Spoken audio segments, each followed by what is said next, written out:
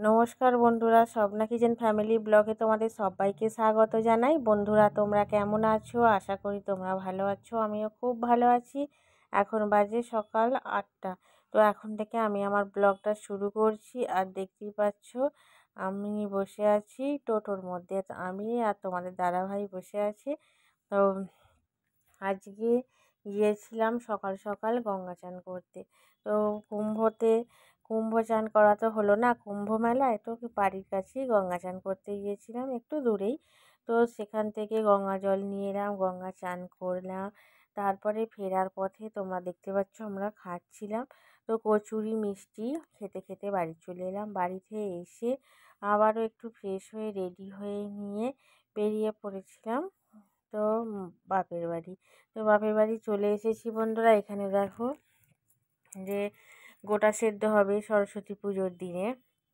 তো সেই গোটা সেদ্ধ সমস্ত কিছু শিম, আলু, বেগুন, তারপরে মটর কড়াই, মুগ কড়াই আর মটরশুঁটি, এইসবগুলোই সব রেডি হয়ে গেছে। এবার রান্না চাপানো হবে।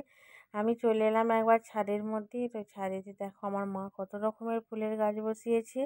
এখানে গাঁদা ফুল, গোলাপ ফুল, আর গাছে তো কত সজনা ফুল হয়েছে। এবার কিন্তু গাছে ডাঁটা একেবারে ভরে যাবে। তো আমি এখনও এখানে আছি, সন্ধে হয়নি দেখো।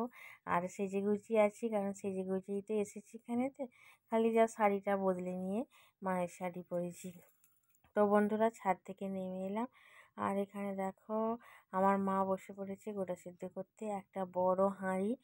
আর এখন ওই কড়াই, আলু, এইসবগুলো যেগুলো সেদ্ধ হতে অনেকটা টাইম লাগে, সেই সব জিনিসগুলোই আগে সিদ্ধ করে নিচ্ছে। তারপরে তো বেগুন, শিম, তারপরে মটর কড়াই এইসবগুলো আছে। তো বন্ধুরা, আমার মা ওখানে গোটা সিদ্ধ করছে। আর এখন সন্ধে হয়ে গেছে।